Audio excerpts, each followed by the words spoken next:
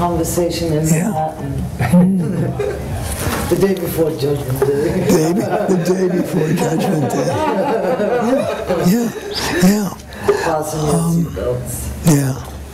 Well, I mean, I guess what I'll do is I'll sort of give you a general introduction, because it's going to segue into this anyway. Yeah. I mean, that's where we're going to end up, because I do think that what is going on for so many people is that, and this was an interesting comment from the Vedic astrologer David Frawley, and what he was saying was that with as much as we are being bombarded with at this time, and it reminds me of the prediction of the historical Buddha, which basically said that this was a time he was looking at it because, I mean, he was very familiar with Ayurveda. He was a Tibetan. He was a doctor in the tradition of medicine Buddha, and he talked about this time period being a time of Vata or Lung in Tibetan. Lung, L-U-N-G, Lung, Lung. Okay.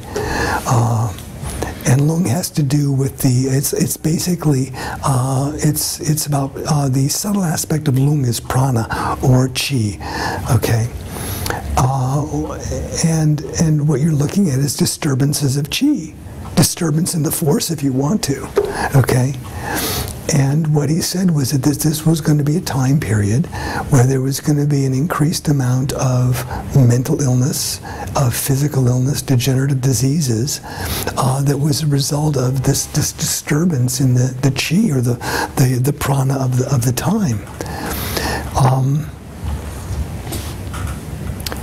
I think what's interesting about that is then I go back to a conversation I had when I wrote the book Wisdom of the Buddhist Masters, where I was interviewing an abbot, a British abbot from, he's at a monastery in Redwood City, California. And what he was saying was that according to the Theravadan tradition, that in 1956 we entered a dark age. That's what they say in terms of Theravadan astrology, that we entered a dark age in 1956. Which corresponds to Dwight D. Eisenhower talking about the military-industrial complex, that kind of thing.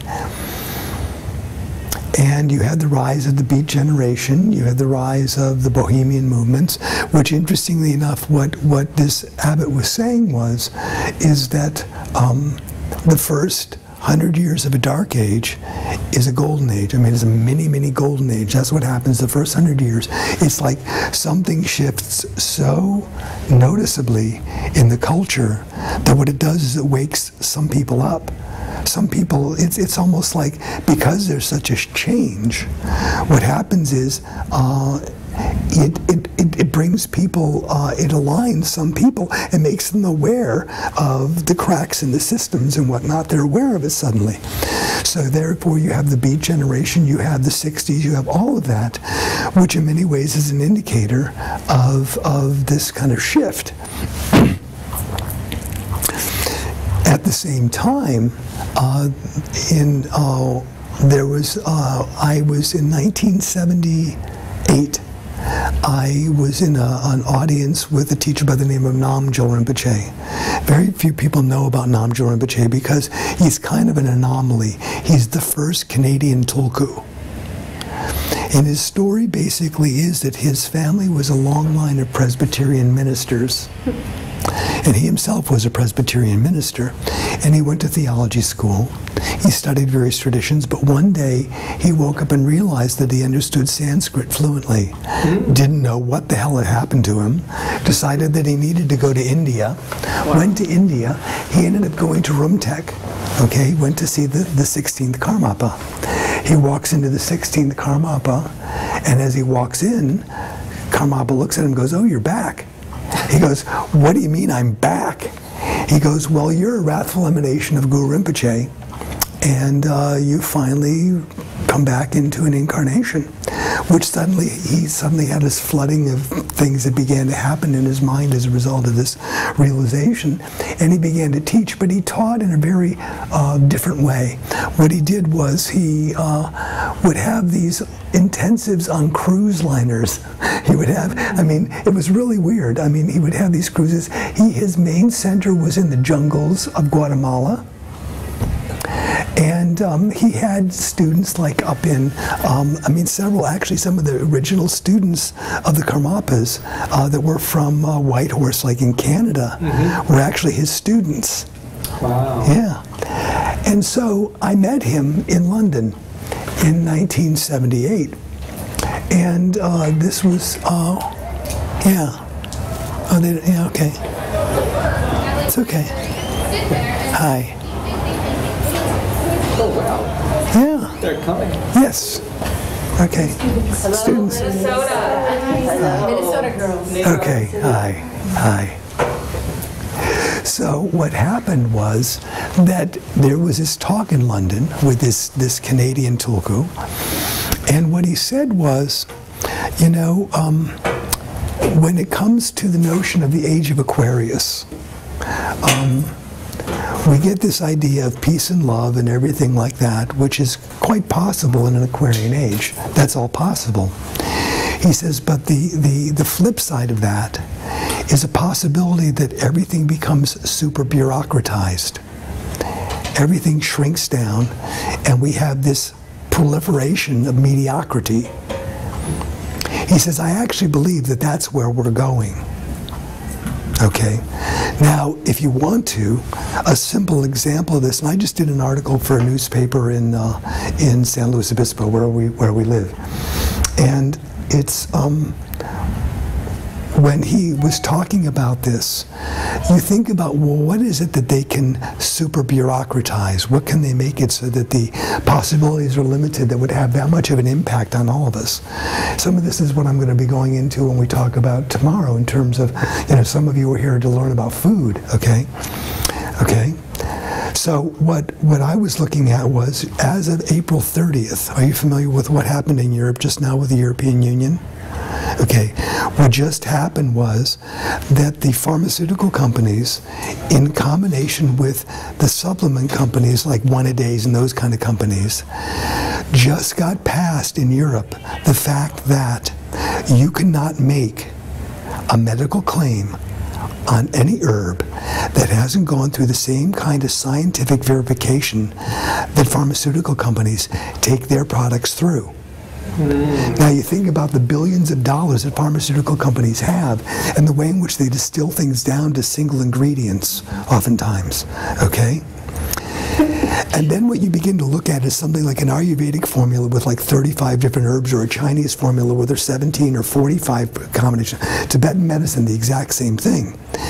And what you're looking at is you're looking at the fact that it would take years and excess millions of dollars to go through absolutely every single ingredient and explain the synergistic relationship between each one of these herbs. So many companies do not have this. They just can't do it. And even the ones that, let's say, they gave an example of someone that spent 3 years and a ton of money to actually put on a bottle of capsuled fennel that it was good for digestion. Just fennel, one ingredient. So what they're saying is, as of April 30th, all like health food stores, all natural pharmacies are allowed to sell off their Ayurvedic formulas, their Chinese formulas, and then it is illegal for them to have them on the shelves if they make medical claims. Wow. I thought Europe was more progressive. But you have to realize the long reach of the pharmaceutical industries. Yeah. That's what you're looking at. I'm surprised it happened. Oh yes, yes. And this is a test case.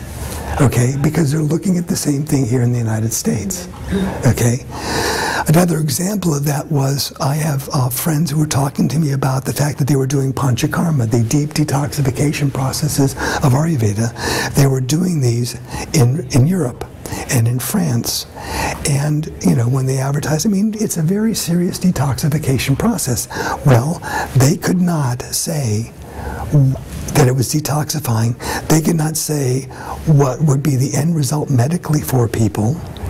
What they had to say was, if you want to come do panchakarma, it is for entertainment purposes only. Wow. Entertainment purposes only, okay? So what I look at is, and then on our side of the pond, what you have is like the schizophrenia of the White House, where you have the Let's Move campaign on the part of Michelle Obama. You have the organic gardens in the back of the White House, which, by the way, were started by George W. Bush, if some of you did not know that.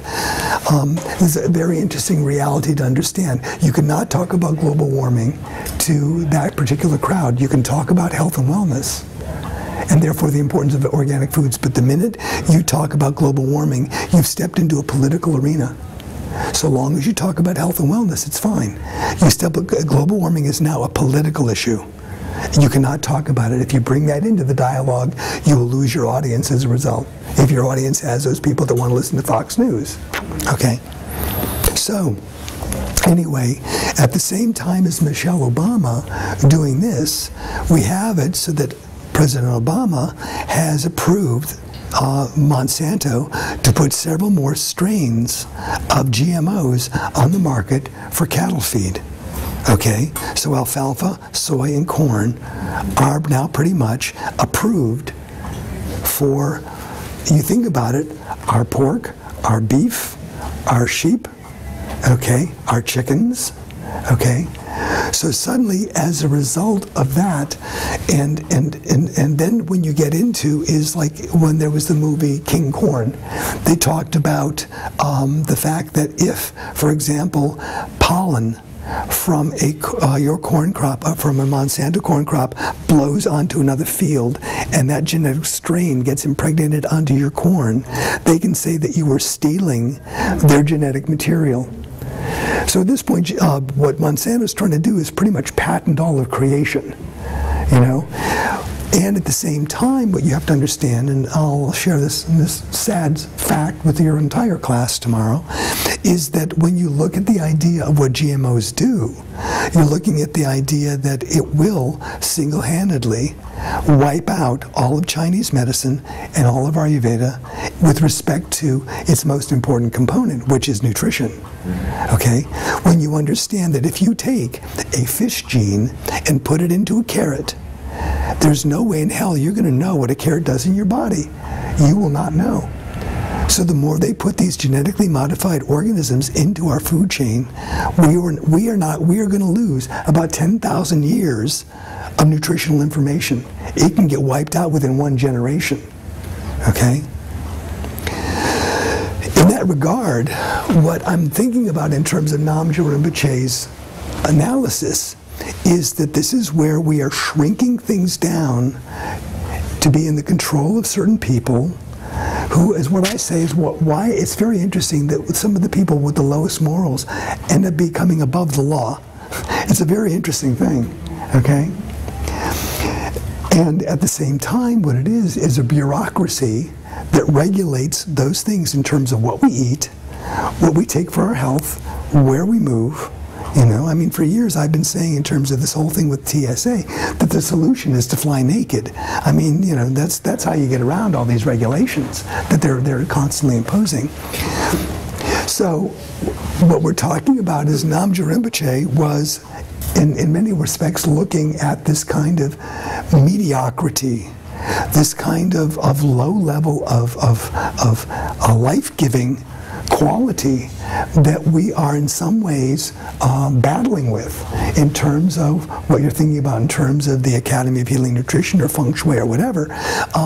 We're looking at the fact that there is this challenge. And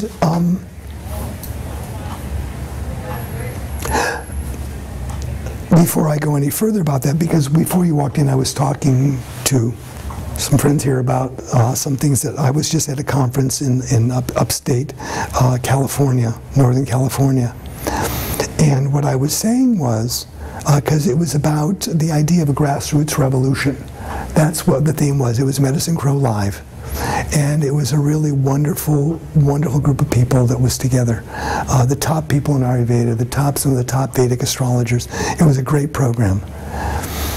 And the thing that I was saying in our portion, mine and Melanie's portion of it, was that really what we're looking at is something that was also mentioned by Namgyal Rinpoche at that time. And one of the things he said was that in the face of these things, in the face of what we're seeing, what we need to realize is that there needs to occur pockets of light. He says that's what people need. People are going to need to pull together, and they're going to need to pull together in the communities, or whether it's online or something, which makes it so that, I mean, I would say that, well, misery likes company. Is that the, you know, or is it that also what happens is, if you really believe in change, it will be at the grassroots level. It will be in the farmers' markets. It will be in terms of friends growing herbs and sharing herbs with friends. It will be things that are like that. Okay, there's going to be all sorts of grassroots, not vertical networks. I mean, I think that, I guess because we didn't get rich in the health food industry after all these years, what I would have to say at this point is it's going to be really hard to get rich in the health food industry at this point, simply because of the fact that so much of this is what is happening. And so in that regard, it also made sense that there was this relatively shrinking group of people. There weren't as many people at Medicine Crow Live this year as there was the year last year and the year before. And RD was talking about the idea in terms of feng shui classes. They're also getting smaller. And I think that what I was reminded of by David Frawley, and I've mentioned it, you know, now and then, but he was, I've never seen David as usual. I mean, he's a recluse. He's a Vedic recluse, and he doesn't really get himself bent out of shape very much. But what he was saying was that there's this total yammer of media that makes it so hard for people to focus. Constantly being bombarded. So that what ends up happening is it's very hard to choose, it's very hard to slow down, it's very hard. I mean, all you have to do is, I mean, how many people, I mean, you know, and I'm not saying you guys do this, but you might, but that's okay, you figure it out, you work it as best as you can. But how many people on airplanes are texting wildly before the plane goes off, and suddenly it's like this anxiety about getting in that last text message before they say, now seriously, shut these things down. And you can hear that the stewardesses are no longer being nice about it. Mm-hmm. They're actually yelling at you like you're little kids. You know? This happened to us at the airplane the other day. Yeah. And who was texting?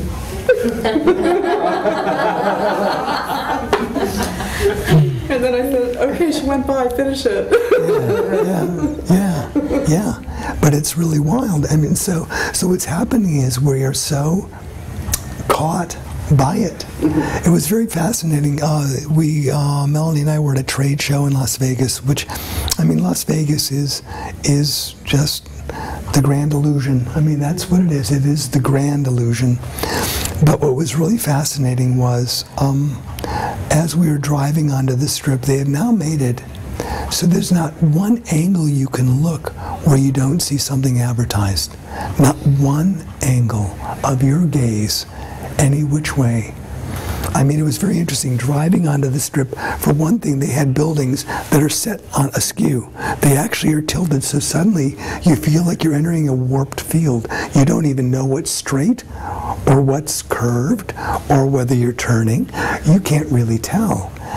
But at every angle where you're looking, where those things take you, there's a billboard. And then if you try and get away from the billboard, there's one down here. If you turn away, and it's constant. It's a constant stream. And so what happens is you have this, it reminds me of the Wizard of Oz.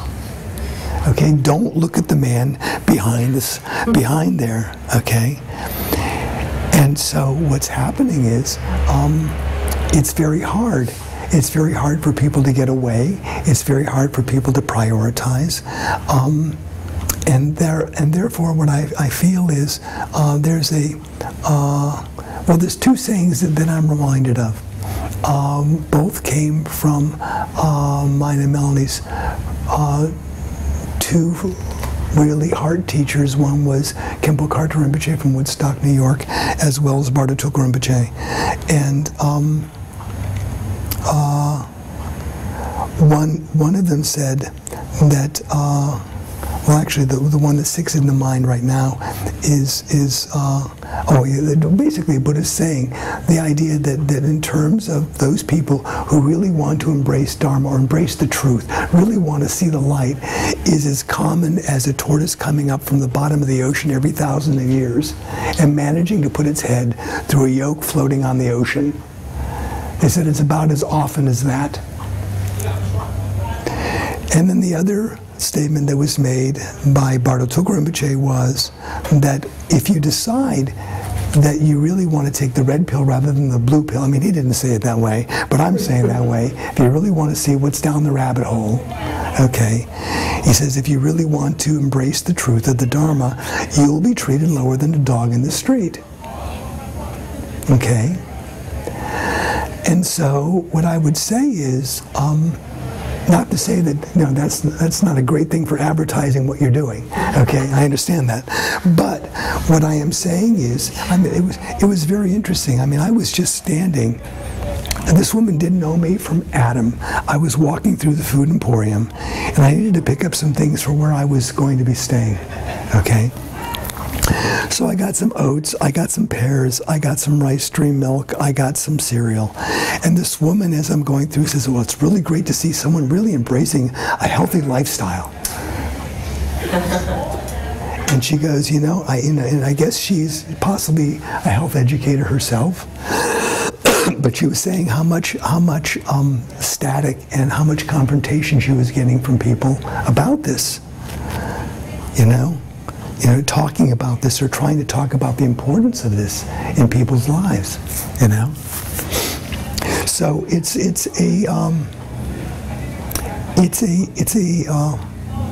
I wouldn't call it an uphill battle. I would say it's a necessary battle. And so that brings us into the notion of a possible future, which is what this whole thing was supposed to be about.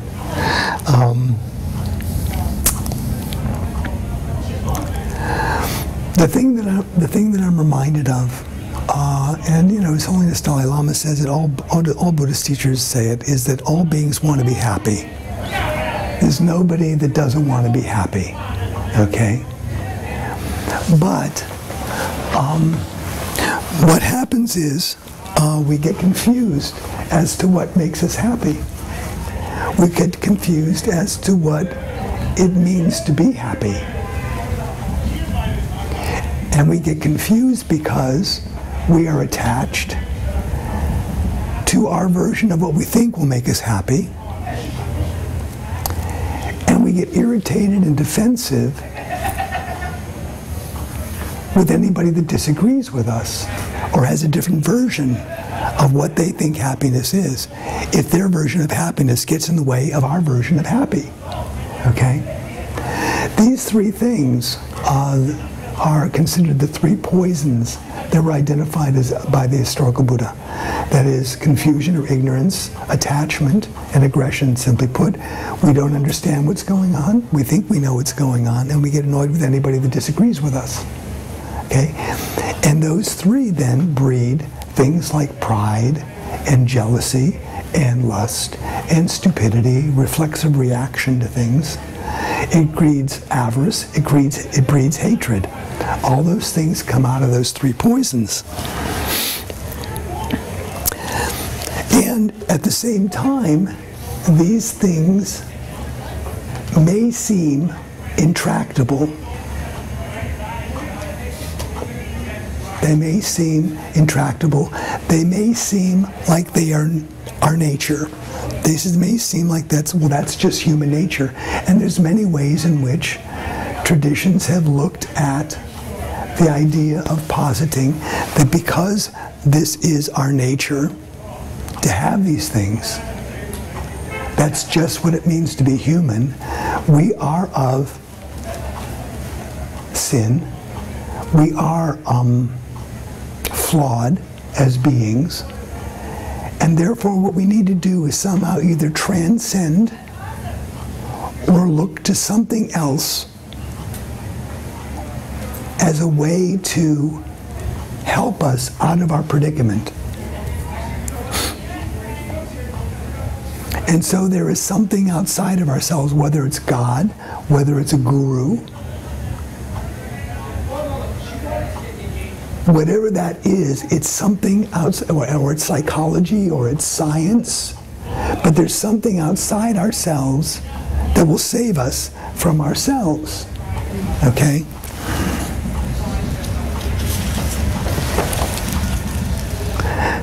There's only one small problem with that.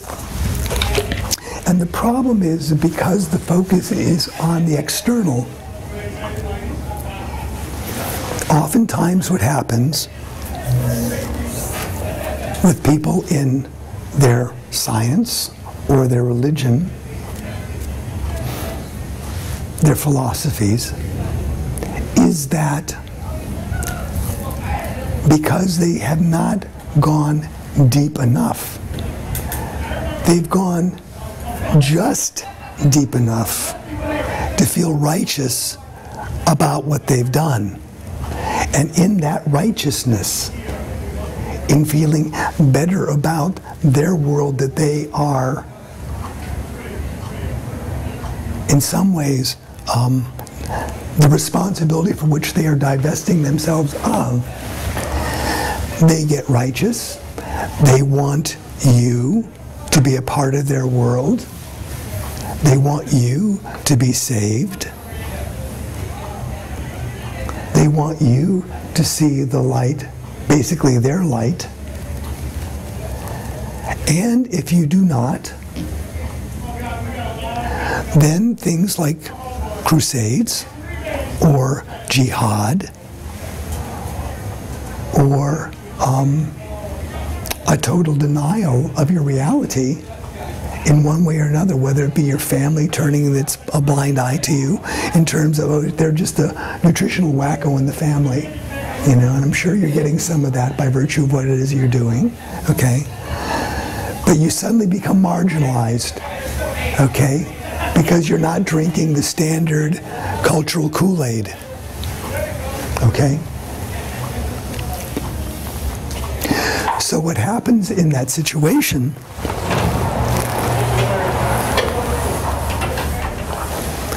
is that when you really think about it,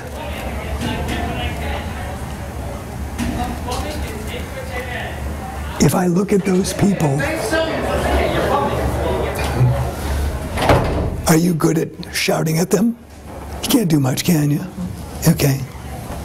Install volume controls. I can't install volume control here. I can't do much about that. Ego control. Whatever, yeah. Well, yeah, one more beer and the ego control keeps on getting a little weaker and weaker and weaker and weaker.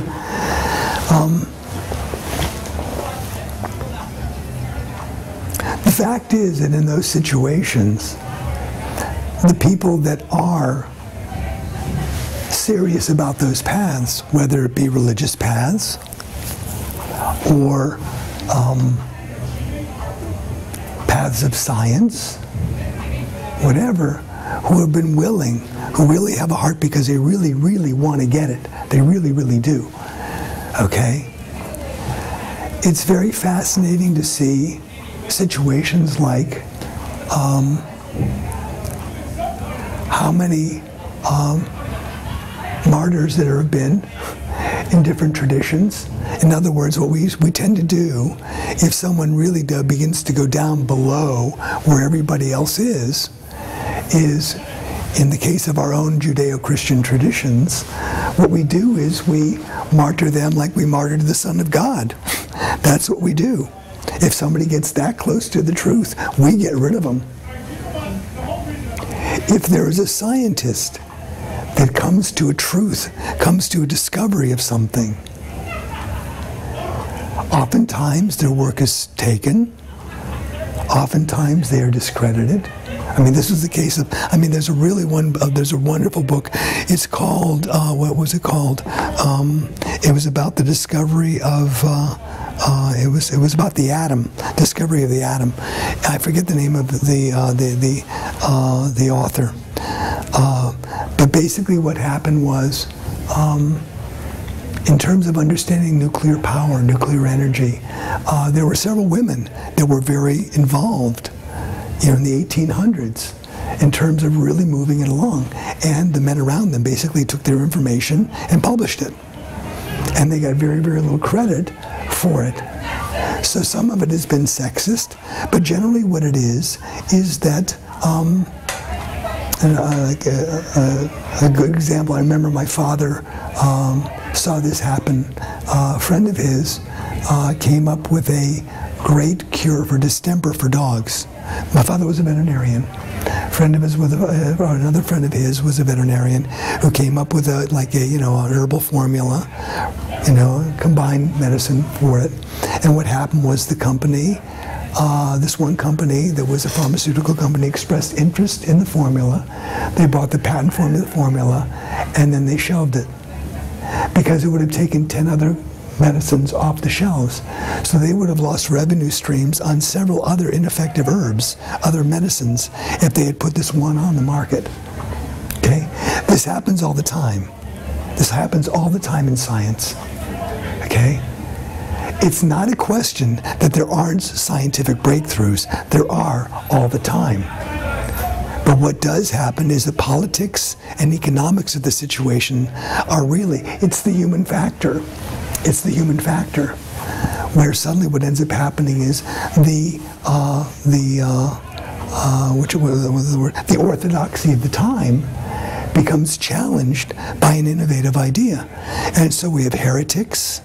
We have, there have been great movies that have, stories of the triumph of little people that came up with something and eventually got exonerated in the public, et cetera, et cetera. The stories of people like this are not that infrequent. There are people that come up with things like this all the time because they are willing to go deep enough.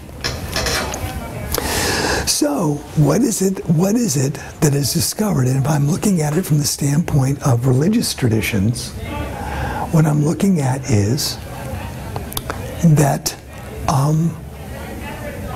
oftentimes what these spiritual seekers discover is what essentially has been the cornerstone of Buddhism for the last 2,500 years. And the idea is that mind is space, that in essence we are basically good. We have this potential. We have this seed potential that is always there. What happens over time is that in not recognizing that seed potential, we accumulate level upon level of confusion, which leads to attachment, which leads to aggressiveness, which then proliferates all the things that we see around us. That at our core, it is not human nature